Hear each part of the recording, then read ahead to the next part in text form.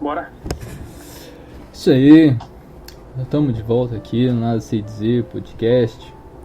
Hoje a gente esteve ausente aí por um tempo, umas dificuldades técnicas, mas estamos de volta e quero agradecer a todo mundo que tem assistido, tem apoiado. Estamos aqui hoje com o nosso colega Rodrigo. Dá um oi aí pra galera, Rodrigo. Opa, e aí, beleza, cara? Beleza, galera aí que acompanha esse podcast. Isso aí. A gente vai falar um pouquinho de política, a gente está em anos de eleições, né? E é importante esclarecer algumas coisas, principalmente porque a política hoje em dia, sempre foi, mas hoje eu acho que é ainda mais perigoso a deslealdade que vem acontecendo, né? Principalmente assim, a deslealdade ideológica, porque você vê muita gente defendendo coisas das quais eles nunca lutaram, né, pra melhorar. Você vê gente viajando em uns hypes assim de internet, totalmente, sei lá, contrários a um trabalho sério, pelo menos assim, na minha visão, né? Sim, verdade.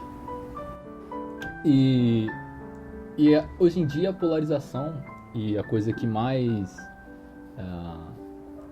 pesa na hora de votar ou na hora dos candidatos colocarem suas ideias, e isso é uma estratégia deles de dividir o eleitorado, obviamente, é sobre esquerda e direita, né? E eu acho que existe, tipo assim, um entendimento muito falho de ambos os lados. Ou, por exemplo, falar que o Lula é socialista. Eu acho que meio que todo mundo sabe que ele não é socialista, tá ligado? Tipo, o governo dele liberava financiamentos para os bancos. Sim. Os bancos nunca lucraram tanto. Então como um cara desse é socialista? O cara que acusa isso, ele sabe que o Lula não é socialista. Então ele quer causar uma desinformação, ligado? É meio... Então, tipo assim, eu acho isso desonesto. Eu acho isso muito desonesto. E mesmo que seja um cara, tipo assim, que represente a direita, o fato dele ser desonesto em atacar o outro, pra mim já desqualifica ele, entendeu? Não, eu acho que tem uma galera que talvez realmente não saiba, assim. Acho que tem uma galera que confunde muito esses termos, sabe? E realmente, meu cara ali é mais ligado a pautas progressistas, né, da esquerda, e aí já, né, imagina que o cara é aquele comunista e tal. Então acho que realmente tem a galera que não sabe. Pouco tempo atrás, né, aconteceu aí algo assim que eu achei até meio que absurdo, assim, que foi o pessoal taxando o governo do Bolsonaro de fascista, né, assim. Só que, cara, é uma coisa que não cabe, assim, porque pra mim é o seguinte, eu sou muito a favor da crítica, principalmente crítica a governo. Acho que a gente tem que criticar mesmo, assim, se tiver errado, né? E o governo faz realmente muita coisa errada, independente de qual lado que for. Só que eu acho que você tem que fazer a crítica bem construída, né? Sim. E aí a galera chamando o governo do cara de fascista, só que se você pegasse logo assim uma vertente econômica, né? Que ele trouxe o Paulo Guedes aí para fazer um ministério completamente liberal, né? Não tem nada a ver com fascismo, né? Então, tipo, daí você já não poderia, assim, nesse ponto de vista, usar essa palavra, né? Você poderia usar outra, né, palavra para poder designar o governo dele, mas com fascismo eu não consigo enxergar que pudesse, que o fascismo realmente tasse o que o governo dele é, entendeu? Por tudo que significa fascismo, né? Sim, eu entendo. E é isso justamente que, tipo assim, eu fico muito frustrado. Por quê? É tudo bem você ser contra o socialismo ou contra o capitalismo, entendeu? São lados de uma política econômica. Você tem direito à opinião. Agora a questão é assim, eu não gosto do socialismo. Vamos supor, eu não gosto do socialismo. Aí o Lula tá lá no governo dele, bababá. O Lula fez coisas reprováveis, certo? Isso aí não... Fez coisas reprováveis. Não entrando no mérito, ele fez mais coisas boas ou mais coisas ruins. Não. Ele fez coisas reprováveis, ponto. Aí, Por eu não gostar do socialismo, o que eu faço? Eu associo a imagem desse cara reprovável à imagem do socialismo. E atacar ele se torna atacar o socialismo. Você tá me entendendo? Então, tipo assim, eu acho que essa é a estratégia mais desleal que acontece.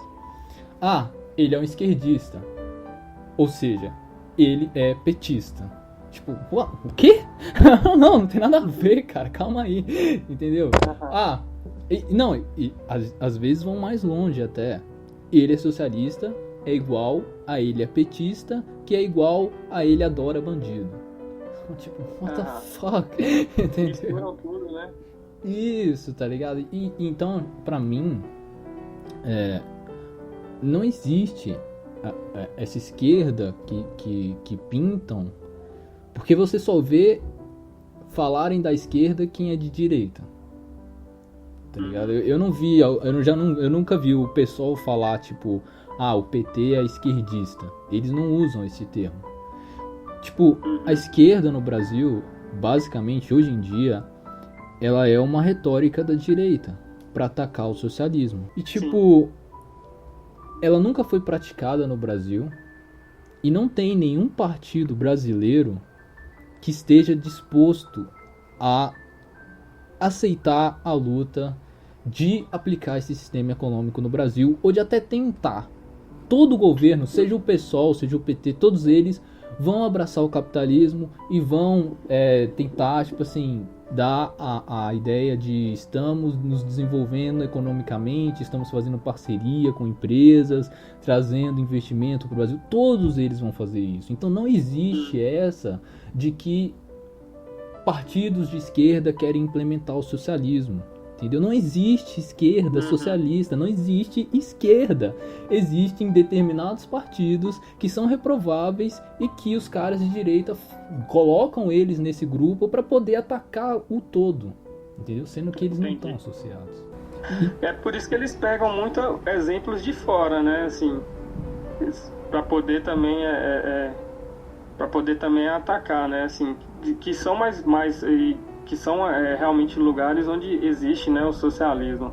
Sim, exatamente. Mas, tipo, vai falar de Venezuela, vai falar de outros países, Coreia do Norte, não sei o quê. Mas eu entendi, realmente, você quis dizer que os partidos de esquerda, eles levantam essa bandeira da esquerda, né, desses ideais socialistas e tal, só que eles não estão interessados em implementar esses ideais, não é isso que você quis dizer? Sim. Porque é um exemplo, como você deu o exemplo do governo do Lula, né? Ele conseguiu ascender ao poder, inclusive na época teve muito medo, né, do setor privado, do mercado, ficou com muito medo, né, do que ele poderia fazer, implementando, né, essas ideias socialistas, mas aí ele pegou e ele fez justamente o contrário, né? Ele abraçou aí o capitalismo e logo que ele teve programas sociais, né? Teve uma ascendência assim, de programas sociais, mas ele fomentou, fez muita parceria com o setor privado, né? Então realmente, se você for parar para reparar, a sua ideia realmente faz sentido, né? Essa esquerda realmente ela não é, ela funciona como retórica da direita, né? Exatamente. E tipo assim, o Lula, no máximo, o máximo que você pode chegar para classificar o Lula é tipo progressista social. Entendeu? Agora, economicamente, ele foi um capitalista talvez melhor do que o Bolsonaro está sendo. Com certeza, viu, cara? E é isso que eu acho muito louco, cara. Como que, tipo assim, você vai atacar uma parada mas tentando trazer para aquilo do Bolsonaro que você falou, apesar de que qualquer um atacaria, só que com ele o movimento é inverso, né? Por quê? Porque eles tentam atacar o socialismo atacando o Lula, e o Lula é reprovável, definitivamente. E o Bolsonaro é o contrário, eles tentam atacar o Bolsonaro, apesar dele ser reprovável por si só, mas enfim, é tipo uma contra-estratégia, mas também é igualmente burra. E tipo assim, eles tentam atacar o Bolsonaro dizendo que ele é fascista. E o fascismo obviamente, ninguém vai concordar com o fascismo. Então, tipo assim, só que é isso que eu tô falando. Se você foca no Lula, se você foca no Bolsonaro, se você foca nas ações desses caras, você consegue tirar coisas pra reprovar sem ter que usar desses tipo assim, dessas estratégias idiotas, entendeu? Dessas estratégias que apostam na ignorância do povo, entendeu? Sim. Então, tipo, sei lá, quando um candidato chega e fala, esquerdista ou fascista, sei lá, esse pra mim já é um cara que ele não devia ter o poder, entendeu? Uhum. Sim, concordo. E nós estamos num momento, cara, que realmente é bastante interessante para a gente observar como é a diferença da ação para a retórica, né? Que é usada. Porque, da mesma forma que foi feita essa observação aí com relação ao Lula, esse ano, cara, o que o Bolsonaro está fazendo no governo dele é completamente contrário com a retórica que elegeu o próprio Bolsonaro, né? Então, o pessoal que votou nesse cara, né, achando que com todas aquelas pautas que ele levantava, de que não teria tomar lá da cá e tal, né? Essa questão de que ele iria escolher os ministérios, até que ele escolheu, ele não noteou os ministérios como o governo do PT fazia. Só no começo, né, ele não fez isso. No começo ele não fez isso, mas agora ele já tá metendo o pau. Sim, exatamente. No começo ele não fez isso, mas ele depois, posteriormente, ele fez muito, né? Vem fazendo muito. Né? Teve as emendas parlamentares para conseguir aprovar as reformas e tal, a reforma da Previdência, né? A demissão do Moro porque não queria aceitar uma indicação dele. Né? Teve a indicação aí do Augusto Aras, que não era da ideologia, né? Muito parecida com a dele, né? O Augusto Aras era muito ligado ao pessoal da esquerda. Agora teve essa última indicação ao ministro do STF, que gerou até muita polêmica entre os apoiadores do próprio Bolsonaro, né? Essa questão, cara, principalmente essa questão do assistencialismo, né? Que ele tanto foi combativo ao assistencialismo aí do PT, e hoje ele está fazendo o mesmo, né? Assim, ele percebeu como é interessante para o governante fazer essa política assistencialista de dar diretamente o dinheiro para o povo, né? O que ele realmente criticava, que era você dar o peixe e não dar a possibilidade da pessoa pescar e tal, ensinar a pescar. E agora, só que ele percebeu que isso dá a volta, né, cara? Infelizmente, pela situação de desigualdade social que a gente vive no Brasil, muitas pessoas, quando recebem uma ajuda dessa, elas acabam correspondendo, né? Pô, esse cara tá fazendo isso por mim, eu vou botar nele para continuar lá, para, né, que eu continue também recebendo essa ajuda.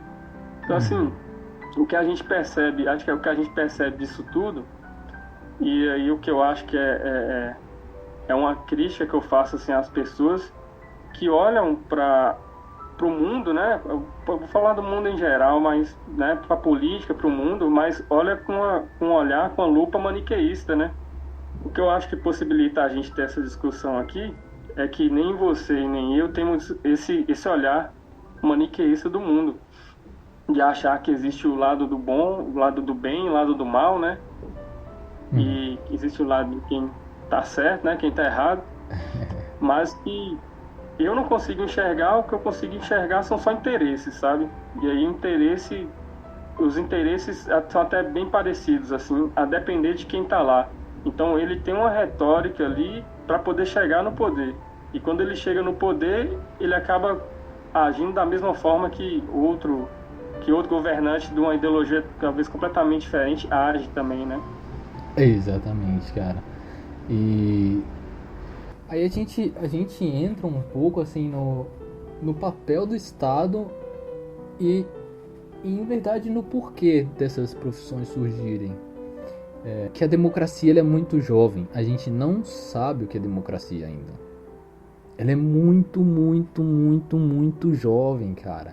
A democracia, se a gente colocar o marco da democracia brasileira como a Constituição, a gente vai estar falando de 32 anos. Entendeu? 32 anos, cara. Se você vê uma pessoa de 32 anos, você fala, pô, aquele cara mal começou a viver ainda, entendeu? Então não deu tempo da gente assimilar não a funcionalidade da democracia, mas não deu tempo da gente assimilar a ideia da democracia.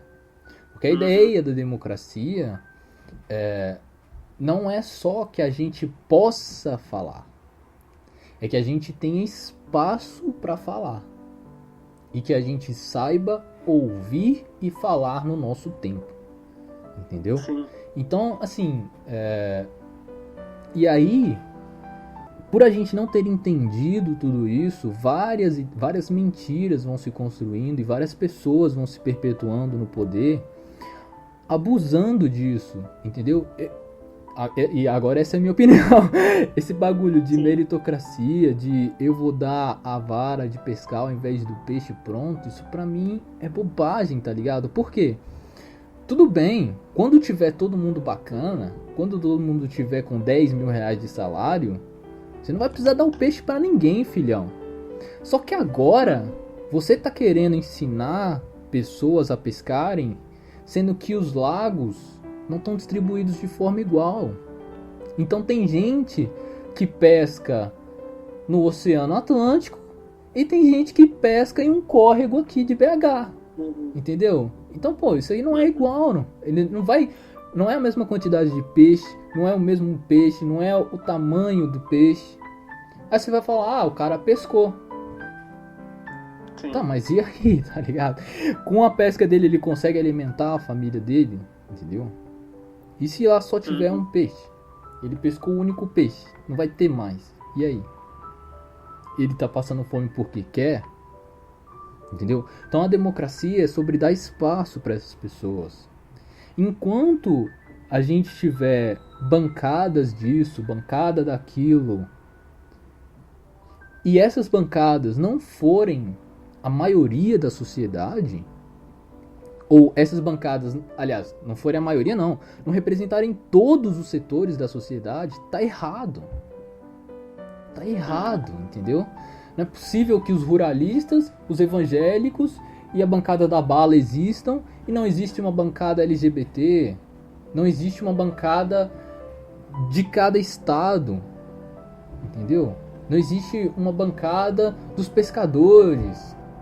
Por quê? Por que dos agropecuários tem, dos pescadores não tem? Entendeu? Então... é complicado, cara. Entendeu? Porque o lobby dessa galera é muito forte, entendeu? Porque são empresários, entendeu? Ali do setor ruralista, por exemplo, ou são empresários que têm um viés aí, tem uma religião, né, mais voltada aí a mais conservadora, né, protestante e tal. E competir com o lobby desses caras é complicado, cara. Pois é. Você tem uma, né? Assim, eu entendo, tem que ter representatividade, né? Com certeza. Tem que ser plural, né? A democracia tem que ter todo mundo, eu concordo com você. Só que, infelizmente, assim, eu faço uma constatação aqui, né? Da nossa realidade, tá complicado. Sim. Então, é por isso que a gente não tá vivendo uma democracia. A gente não tá vivendo. A gente vai viver uma democracia quando a gente souber o que ela é. Você, vamos supor, você sabe o que é um Marrakech? Você não... Hã? Marrakech? Marrakech. Você sabe o que Marrakech. é? Se eu te pedisse pra viver o Marrakech, você conseguiria viver o Marrakech? Marrakech eu sei mais ou menos o que é, mas eu não conseguiria, não. Exatamente. Não. Por que você não conseguiria viver? Porque você não tem a certeza do que é, certo? A gente não consegue viver o que a gente não sabe que é. Porque se a gente não sabe o que é, basicamente a existência é falha, é fluida, tá ligado? A gente vive o que a gente tem certeza. Então, a gente não tá vivendo uma democracia porque a gente não acertou no nosso significado de democracia. Quando a gente decidir que a democracia não pode ser um cabide de empregos, os deputados ou vão passar a não ter salário, ou vão ter salários somente suficiente para eles, tipo assim, se tiverem que mudar de cidade, se estabelecerem naquela cidade, tá ligado? Não vai ser nem salário, vai ser uma assistência, cara. Entendeu? Sim, a minha visão também é essa de política, sabe? Exatamente. Mas aí por que é assim? Porque quando você tira o dinheiro, aquilo ali não é uma profissão mais. E não deveria ser uma profissão. Aquilo ali deveria ser uma função social. Não é um trabalho. É uma função. Entendeu? Você ainda está tendo a honra de fazer as leis que você vai seguir. Então você já é um privilegiado de estar lá. Você ainda quer um salário de 30 mil reais que bate no teto constitucional. Caralho. Entendeu? Fora os penduricalhos, né, cara? Fora os penduricalhos. Auxílio paletó, auxílio passagem, não sei quantos assessores, né? Enfim. Aí a gente vai longe aí. Não teria nem tempo para poder falar tanta coisa, né? Mas quando você fala dos gregos, aí eu me lembro de Platão. Porque Platão, cara, ele fala uma coisa que é muito interessante, né? Na República, né? Ele fala que em uma cidade de homens bons, eles lutariam para não governar. Seria mais ou menos isso a ideia. Por quê? Porque é muito melhor você receber dádivas que outro trabalhou para aquilo do que você dar dádivas para os outros, assim, na perspectiva de ser trabalhoso, né? O que ele está querendo dizer é que o ofício não, né? A função, como você bem colocou, a função do político é uma doação. O cara está deixando de cuidar ali do que é privado e ele está se doando para o público. Né? Então é realmente a doação, é uma vocação, né? E também é uma doação. E Platão, ele não gostava da democracia, né? Para ele é a forma degenerada de governo. Sim. O negócio de Platão é a aristocracia, os filósofos, né? Que são os caras que entendem da política, eles que deveriam governar, né? Platão tem um pouco de sentido, né? Sim. Se você tiver uma empresa, você não vai colocar qualquer um para gerenciar, né? Sim. Você, né? É verdade. Mas voltando ao assunto, né? E se você pega essa ideia de Platão, que eu concordo com a ideia dele, né? Essa ideia de que é uma doação, né? Ou seja, ele até fala, né? Tem até uma célebre frase dele, né? De que o castigo de quem não se interessa por política é ser governado por pessoas piores, que, né? Seria mais ou menos isso. Sim. Eu acho engraçado até se falando aí, eu lembrei de Apologia a Sócrates. Sim. Que ele contando o julgamento do Sócrates, né? E aí os caras perguntam qual que é a pena que ele acha que deveria ser aplicada a ele. Aí ele chega e fala, eu acho que vocês têm que me libertar, me dar uma casa totalmente paga pelo Estado e me deixar ensinar os jovens, tá ligado? Que eu não tô fazendo nada de mal. Sócrates era muito foda. Mas é engraçado. Aí, tipo assim, e eu sou o tipo de cara, eu sou até contra essa ideia de se trabalhar com o que você gosta. Eu sou contra isso. Por quê? Só existe uma possibilidade de você trabalhar com o que você gosta e de você ser feliz com isso. Que é você estar completamente satisfeito com o lugar onde você vai estar financeiramente. Entendeu? Tipo assim, eu quero ser professor. Beleza. Então saiba a realidade econômica de ser um professor. Se você estiver feliz com isso, vai fundo. Se você não estiver feliz com isso, não faça, porque você vai se frustrar. Você vai pegar o dom da sua vida, aquilo que você acha que você tem de melhor para entregar para a sociedade e vai vender aquilo. Você vai se frustrar, você vai pegar turnos extras, você não vai fazer as coisas direito e no final a história vai ser um trabalho para você. E como qualquer trabalho, você vai odiar no fim do dia. Entendeu? Então, tipo assim, é isso que político é hoje em dia. Político não é sobre representatividade, político não é sobre se ter bandeiras e se colocar aquelas bandeiras à frente de qualquer outra coisa. Entendeu? Político hoje em dia é profissão. Você recebe o seu dinheiro para fazer o que dá. Você faz o que dá. Entendeu? Sim. Você conversa com quem tem que conversar, você faz o que você tem que fazer, e no final do dia você vai embora, e as suas bandeiras, elas só são erguidas no momento da eleição. Claro que tem exceções. Não estou falando que não tem exceções. Tem exceções.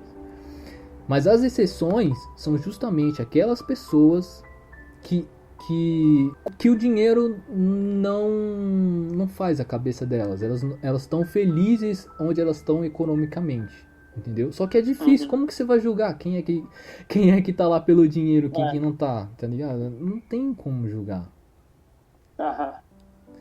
E aí os caras entram numa de ficar mentindo um pro outro, de ficar jogando coisa um na cara do outro. Aí você fica, poxa, tá ligado?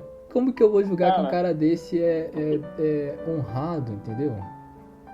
Se você assiste uma sessão aí da Câmara, você pega lá, vai na TV Câmara e coloca pra você assistir uma sessão. Cara, é um circo, cara. É um circo. Você vê todo aquele aparato ali que tá sendo gasto com nosso dinheiro público. E é um verdadeiro circo. E assim, é uma coisa tão louca assim, que você vê às vezes tem algum parlamentar lá usando a tribuna falando e a galera tá ali conversando, tá no celular, tá não sei na onde. Tipo, é uma parada muito louca. Parece que ninguém tá prestando atenção no que aquele cara tá falando, né? É verdade. Então, assim, se você pegar, por exemplo, uma criança e falar assim, aqui, meu filho, eu vou colocar você para assistir aqui uma sessão, você vai entender o que é o Poder Legislativo, o que é nosso parlamento. É aqui que os caras, eles sentam, eles fazem as leis, essas leis que a gente precisa seguir. É aqui que a parada acontece, que tudo é decidido para que nossa sociedade possa funcionar, possa ficar organizada. Cara, o moleque vai rir da sua cara. Tipo, pô, esse circo aí, tipo... né? É completamente, porque eu aprendo completamente diferente do que eu aprendo na escola, porque a primeira coisa é que quando alguém está falando, né, o pessoal deve estar ali prestando atenção, né? Né? E, nossa, cara, é uma loucura. Aí, falando daquela ideia de Platão, e que eu concordo, né, que se uma cidade de homens bons, eles deveriam ali no caso, brigar para não governar, porque justamente o ato de governar é uma doação para o coletivo, então você precisa se privar da sua vida privada. Se você pega e compara com a nossa realidade de hoje, os caras eles brigam para entrar na política, né? E assim, eles usam das armas mais ardilosas que existem, e a gente está num momento muito bom para observar isso. Como, às vezes, eles são muito antiéticos, sabe? Para poder falar do outro. Pô, presta atenção, cara. Se algum candidato tá sendo antiético aí, falando mal do outro candidato, não tá fazendo um debate propositivo, pô, esse cara com certeza não merece estar lá, né? Um outro aspecto que é interessante de se observar nessa época é que como essas pessoas elas chegam até você de uma forma assim, muito respeitosa, muito humilde, como se o eleitor ali, ele se sente com uma certa posição, assim, né, de, nossa, né, esse cara tá sendo muito atencioso e tal, porque ele tem um certo poder nas mãos.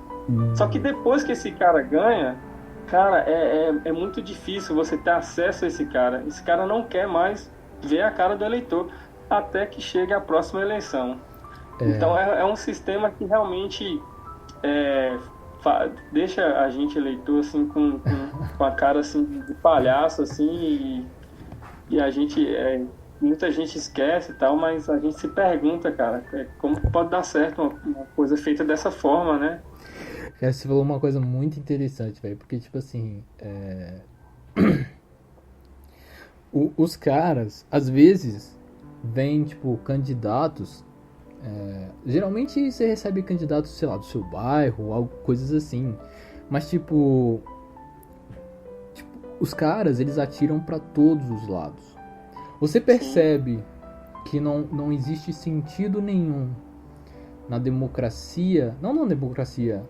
Assim, na democracia. Na democracia de hoje em dia. Não no sentido dela ser dispensável. Não no sentido dela ser dispensável, mas no sentido dela não estar completa. Não estar completa em sua forma ideal, não está sendo aplicada da forma ideal, não está sendo compreendida da forma ideal, é que ninguém hoje em dia tem uma bandeira fixa. Por quê? Porque uma bandeira fixa você vai atingir lá uns 2% da população. Agora, se você chega na propaganda política e fala: eu vou fazer pela saúde, vou fazer pela segurança, vou fazer pela educação. Então é massa. E você só simplesmente falou o óbvio, tá ligado? E aí, mas beleza. Se fosse fácil, qualquer um já tinha feito. Entendeu? Você não vai chegar simplesmente lá, bater a varinha de condão e vai melhorar tudo. Isso aí que você falou é o óbvio. Qual que é a sua bandeira específica? Os caras não se prendem a nada. Não se prendem a nada pra não perder eleitorado. E isso é o medíocre, tá ligado? Então, tipo assim, o cara vai lá no seu bairro e fala, blá blá blá. Mas você é do meu bairro, você sabe os problemas aqui do bairro. O que o bairro aqui precisa? O que minha rua precisa? Já que você tá vindo aqui, me diz. Ele não vai saber responder. Ele não vai saber responder. Por quê? Porque ele não tá ali pra assumir a sua bandeira. Ele tá ali pra angariar o seu voto e ir embora, entendeu? Então, tipo... Não assumir uma bandeira e ser eleito... Aliás, não ser eleito com uma bandeira, pra mim, é totalmente antidemocrático. Porque você é uma figura neutra. Você não tá entrando ali pra representar setor social nenhum. Então por que você está em um cargo representativo, caralho? Entendeu? Sim. Você não tá representando ninguém, o que você tá fazendo aí? Entendeu? Então, E por quê? Porque é um jogo, hoje em dia, o jogo político realmente ele é profissional. Os caras têm técnicas, têm um sistema de corrupção. Os caras têm um sistema antigo já de... Eles sabem que propaganda é efetiva, eles sabem como mexer na rede social de forma efetiva. O Bolsonaro ganhou pela rede social. O Bolsonaro não falou nada de específico, entendeu? A não ser militarizar a escola. Entendeu? Uns bagulho mó apelativo, entendeu? Só que...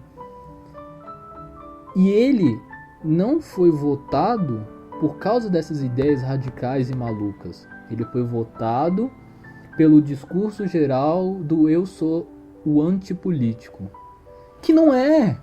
O cara tá lá desde 1997. Como que ele é antipolítico? Ele é mais político que qualquer um, cacete. Então, tipo assim, ele ganhou em cima de uma coisa geral, de uma insatisfação social, em cima de uma pira muito louca que eu não entendi até hoje qual é. O antipetismo também, né? O antipetismo. Isso, né? Também. Lula é o corrupto. Corrupção é legal? Não é. Então, a alternativa sou eu. Tipo assim, né? Eu não sou o Lula, então votem em mim. Cheguei a ver entrevistas dele, né? Antes do período eleitoral, no período eleitoral e tal. E ele sempre... Não, isso aqui quem vai cuidar é Paulo Guedes. Não, eu não sei. É com ele, né? Sim. Tipo, cara, mas assim, você vai ser o presidente, cara. Você tem que gerenciar a parada, entendeu? Não é só largar na mão do cara. E se o cara morre, velho? E se você briga com o cara e... sei lá. Justamente. Você tem que ter... Então... ao menos um conhecimento básico da parada. Então, assim, ele se apoia muito nessas coisas, porque a gente sabe que ele tem muitas limitações, né? Muitas limitações. Ele, igual você estava falando aí, Rogato, ele é esse tipo de político, realmente. E ó, a coisa mais louca, ele ergueu uma certa, assim, bandeira de nova política. Só que ele é a cara da velha política. Ele é... A velha política é o Bolsonaro. É um cara que tá há 30 anos no parlamento e colocou a família inteira lá, entendeu? Ele é a cara da velha política. Só que ele E aí, velho, é muito louco que eu me lembro, já até mudando de assunto aqui, mas eu me lembro do George Orwell, né? Eu me lembro de 1984, que tem um conceito de duplo pensamento, velho. Que é o cara que ele tem duas ideias completamente contraditórias e ele consegue conviver com as duas, entendeu? Olha, eu sou defendo a nova política, mas eu sou a velha política. O Bolsonaro é isso, cara. É algo assim muito louco assim. Mas você quando estava falando aí também que esses caras é o seguinte, eles conseguiram um mecanismo de entrar, né, na política e a partir do momento que eles estão lá, eles fazem de tudo para não sair, né? Então eles têm a forma de... Pô, a gente tem vereador aqui na cidade, aqui falando aqui de Teoflotone, né? A gente tem vereador aqui na cidade que o cara tá há anos e anos, cara. E você não vê, assim, um trabalho sério do vereador, sabe? Só que ele tem um mecanismo, ele já sabe como conseguir ganhar a eleição sempre, seja comprando votos aqui, seja ali, entendeu? E é muito louco que toda essa política ela é financiada com o nosso dinheiro, né? Com o dinheiro público. Se você dá o dinheiro pro cara comprar o voto de alguém e poder continuar lá dentro alimentando essa máquina aí que não faz, né? Que tá muito corroída, né? Essa máquina, a máquina pública brasileira. É verdade. E até falando essa coisa que você falou de Platão, que homens bons deveriam lutar para não entrar. Sim. Porque ele tinha muito essa ideia de que os homens bons, né, seriam os pensadores, aqueles que gastam tempo da sua vida para se aperfeiçoar, para aperfeiçoar o seu dom, o seu dom maior, principalmente, que é o pensamento, é o raciocínio, a filosofia. E o que acontece? Quando você... E é isso que você falou. Quando você vai para a política, você trata do público. Você trata do corpo público, do corpo civil, da saúde financeira. Você não vai estar gastando o seu tempo de vida em fazer aquilo que a sua vida deveria ser sobre, que é se aperfeiçoar para aperfeiçoar o público, para aperfeiçoar a máquina, que é invisível, que não vai te pagar nada depois, pelo menos na antiga Atenas, né? E isso é um tempo tecnicamente desperdiçado, não desperdiçado, mas doado, mas para Platão ele era um tempo que se perdia sem você fazer aquilo que ele acreditava que todo mundo nasceu para fazer. Então seria ruim ao você perder o tempo de consigo mesmo, que é o tempo mais precioso que você tem, que é o tempo da autodescoberta, para tratar do público. Entendeu? Então talvez ele visse isso dessa forma. E aí é que está a questão. A política ela deveria ser assim, ela deveria ser rotativa, né? Por quê? Porque você nunca vai abraçar todos os fenômenos sociais se você fica preso a uma pauta só. Aí muita gente fala do STF, fala do STF, beleza, mas quem fez a decisão da legalização da união afetiva da união homoafetiva foi o STF. O casamento, a possibilidade deles irem lá no cartório, entendeu? Foi o judiciário. Por quê? O judiciário pode ser lento, e ele é lento, mas ele ainda assim é mais veloz do que o legislativo. Não porque o legislativo não tem capacidade, mas porque ele está sempre preso às mesmas pautas, às mesmas coisas. Entendeu? Sim. Então, é aquilo que eu te falei. Não basta a gente poder falar. Não basta a gente, tentar diversificar as nossas bolhas. A gente tem que ter espaço de fala, a gente tem que buscar o nosso espaço de fala. Só que dentro do sistema democrático, o governo deveria propiciar, deveria produzir esses espaços de fala dentro do sistema legislativo. Ele não consegue fazer isso. Então a gente aqui fora tem que tentar buscar esses espaços. E a gente só consegue buscar esses espaços, a gente só percebe que é importante ter esses espaços, por menores que eles sejam, a partir do momento que a gente entende o que é democracia. E tem uma coisa que eu falo pra todo mundo, por exemplo, que tá namorando. Eu falo, beleza, qual que é a sua ideia de amor? O que você entende que amor é? Se a pessoa não sabe me responder, eu digo, o seu relacionamento não vai dar certo. Por quê? Se você não sabe o que é o amor, como que você vai viver o amor? Como que você pode afirmar que isso que você está sentindo é amor se você não sabe o que é, se você não parou para estabelecer as suas expectativas sobre o amor, as suas expectativas sobre aquele relacionamento? Tu é quase um Sócrates, cara. A galera vai querer te dar cicuta pra você tomar.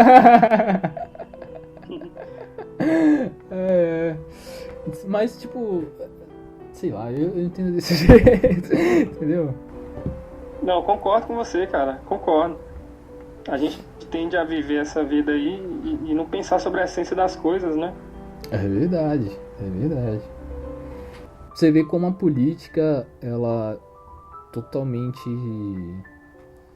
ideologicamente, ela não existe, entendeu? Não existe ideologia, não existe espaço para ideologia mais na política. E mesmo aqueles que levantam bandeiras, eles não vão lutar pelas bandeiras que eles levantam, porque na verdade estão angariando votos, né? E se a esquerda, por um lado, ela nunca esteve disposta e provavelmente nunca estará disposta a implementar qualquer política socialista, e isso não passa de uma retórica da direita, tornando ela inexistente, a direita, por sua vez, também não tem muita solidez. Principalmente falando dessa extrema direita, né? Porque eu acho que isso ele é um movimento mais emocional do que uma vontade real das pessoas de implementar aquelas coisas, o liberalismo e sei lá o que, esses movimentos que acabam descambando ali para o pedido de retorno da ditadura e essas coisas. Sim. Porque o que acontece? Se você pegar pessoas de 70, uma faixa aí de 70 até 50 anos por aí, elas viveram esse anticomunismo radical e essa ditadura implementada em 64 em uma fase de infância / adolescência, certo? Sim. Então assim, e a gente sabe pelos estudos da psicologia que essa fase da infância e da adolescência ela tem muito investimento emocional. Você investe emocionalmente em várias coisas, tanto que você pode ter traumas de infância ou de adolescência envolvendo objetos, por exemplo, entendeu? Então, quando você tem essas pessoas nessa fase de investimento emocional e pessoas que foram para passeata sem saber o que era, porque eram crianças, não entendiam e viam propagandas da ditadura falando que estava tudo muito bem, tudo muito legal, a inflação tá maravilhosa e tudo mais. Então essas pessoas fizeram um investimento emocional em todo o contexto histórico daquela época que elas nunca mais vão conseguir fazer em nada, porque quando você cresce você perde esse investimento emocional ilógico, irracional, entendeu? Você só vai investindo nas coisas, tentando aprender o que cada coisa é. Você não vai só na infância e na adolescência isso é possível. E aí você tem pessoas adultas que não conseguem, não se sentem capazes de fazer uma revolução que funcione de um modo mais, do modo como eles acreditavam antes, que seria pela democracia, que seria com pautas mais sociais e tudo mais. Isso, entre aspas, deu errado, porque não deu errado porque o Lula nunca tentou, é aquilo que a gente falou, ser socialista ele nunca tentou, ele tinha assim, ele era progressista social, mas ele roubava na mesma proporção, tipo assim, o mensalão tinha o mesmo orçamento dos programas sociais dele, então tipo, what the fuck, entendeu? Então ele não tentou de verdade, ele maquiou as coisas. Só que aí eles compram a ideia de que não deu certo. Olha lá, tentou e não deu certo. Porque é o que vendem. Então eles são adultos que falharam em ter uma revolução adulta, em ter uma revolução centrada, lógica, e aí eles querem se apegar ao que eles têm de emocional, ao que eles têm, digamos assim, de mais sagrado emocionalmente, que é essa época de infância, de adolescência. E eles querem projetar isso no futuro. Então é um modo como assim, olha, a minha experiência não deu certo, eu vivi isso aqui e não deu certo, então vai todo mundo viver, porque se para todo mundo der errado, eu não vou morrer tão frustrado assim. Então, tipo assim, eu vejo isso como um movimento muito emocional, muito de nostalgia, muito de um investimento emocional que não deu certo, entendeu? E muito de uma frustração de adultos eles terem entregado a revolução democrática na mão de alguém que cagou com tudo, tecnicamente, porque esse é o discurso que eles aceitaram, entendeu? Realmente, cara, eu concordo, assim, tendo a concordar, como a gente conversou aí com essa sua visão, porque o que faria com que um cara, tipo, pedisse a volta de uma ditadura, né? Tipo, um cara que, por exemplo, é o que você falou, o cara realmente, será que ele sabe o que é democracia, né? Ele sabe o que representa a Constituição de 88, as liberdades individuais e tal. Porque o cara pede uma coisa dessa, cara, ele pode estar insatisfeito com o governo que for, mas você defender uma ditadura eu acho muito pesado, assim. Então essa galera, ela não viveu, assim, a ditadura, né, não sabe.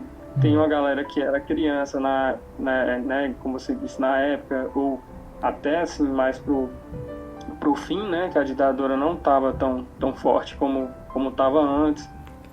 Então eles se viram no governo, em governos aí democráticos, aí muito corruptos, né? E aí eles ficam com esse ideal de os caras vão colocar ordem na parada, entendeu? Mas não é bem assim, né? Até porque seria muito inocência o cara achar que em um governo autoritário não há corrupção também, né? Quem disse que na ditadura não havia corrupção, né? É claro que não haviam formas de se descobrir, né? E de se noticiar. Pessoas morriam, pessoas sumiram completamente, né? Da história, pessoas desapareceram completamente. Aí realmente as pessoas precisam conhecer mais, né? É verdade. Conhecer mais para poder, né? Felizmente participar para falar as coisas realmente com propriedade, né? Saber realmente do que você está falando, porque são coisas muito sérias, né? Que se levanta assim. É complicado. É verdade. Bom, eu tive que dividir esse episódio em 2 partes, ficou um pouquinho longo. Ou seja, a conversa foi boa. E bom, aqui a gente falou um pouco sobre a falsidade ideológica que acontece, principalmente nos momentos das campanhas eleitorais, e sobre como a prática ela demonstra bem que basicamente o que é passado nas eleições, inclusive as acusações, inclusive os arquétipos que um constrói para o outro, enfim, todos eles são para servir o jogo político e nenhum realmente tem qualquer vínculo com a verdade. Espero que vocês fiquem um pouquinho mais atentos a esse jogo político, que esse podcast tenha ajudado de alguma forma. E o próximo episódio a gente vai continuar falando sobre a importância da essência das coisas e a conexão disso com uma política bem feita de inclusive saber votar bem estar diretamente relacionado com você ter uma ideia perfeita de democracia, assim como um bom relacionamento deve preceder por uma ideia bem formada de amor. Tá bom? Obrigado, valeu.